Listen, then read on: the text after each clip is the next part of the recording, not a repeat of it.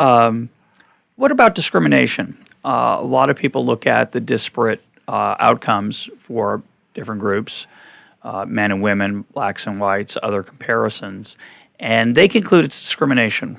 Is there anything to that? Oh, discrimination is one of a number of factors which can explain differences in a particular case. But of course, the case has to be the analysis has to be for that particular case. You can't just make a blanket assumption that that's what it is. My gosh, one of the things that really annoys me considerably in these black-white comparisons, and sometimes black-white-Hispanic comparisons, is that so often, I would say most of the ones that I've seen, they leave out Asian Americans, even when there are data on Asian Americans, and from wherever they're citing their data on blacks and whites. And if you included the data on Asian Americans, it would really make the case collapse like a house of cards in a lot of cases. For example, there's been a lot of talk about how blacks don't get approved for conventional mortgage loans as often as whites. Blacks have to resort to subprime loans more often than whites. Blacks are more likely to be laid off during a downturn than whites. Now that sounds very persuasive until you throw in the data on Asian Americans.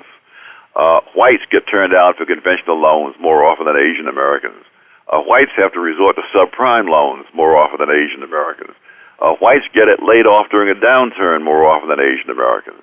Now, if you took seriously the argument that these racial disparities show discrimination, you would end up with the absurd conclusion that the white employers and the white lenders are all discriminating against white workers and white consumers. But you can't just pick and choose when you're going to consider evidence seriously and when you're not going to consider it seriously.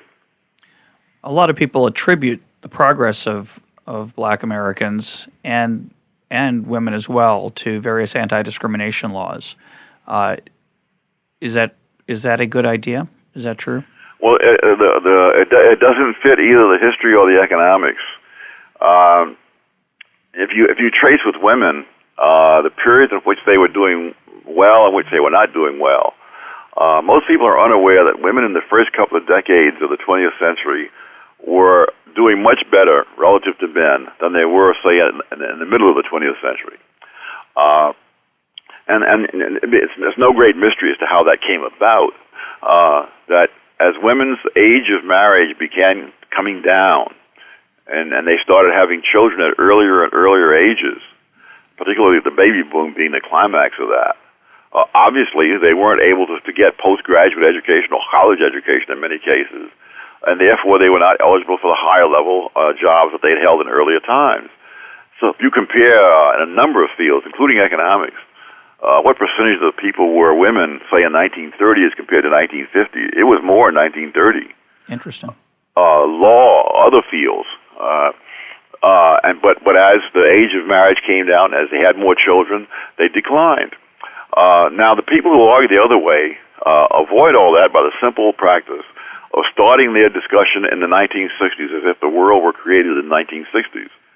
And then they show that women rose. Well, actually, women started rising around the middle of the 1950s because the age of marriage started rising again around that time. And you can just plot this on a graph, and you can see the almost mirror images when you compare the age of first marriage and the level of women in professional occupations.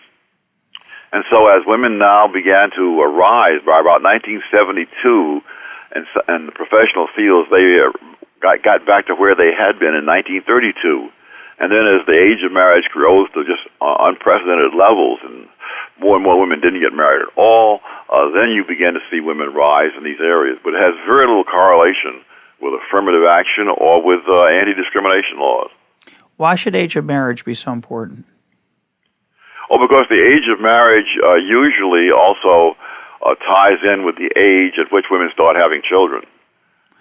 My first thought would be it might be better to have your children young, and then you could have an uninterrupted period of investment in human capital. But is that not the case? Well, the different women make different decisions on this. But the point is that the marriage age and the childbearing age have a profound effect on them. If you look at those women who were never married, that's one effect by you see that they in the academic world they were doing better than men. Almost 30 years ago. And what about for the racial differences? A lot of people attribute the progress of Black Americans to Civil Rights Act, other anti-discrimination law, et cetera. Well, you can make that case when it comes to elected officials. That after the Voting Rights Act of 1965, the number of black elected officials just skyrocketed.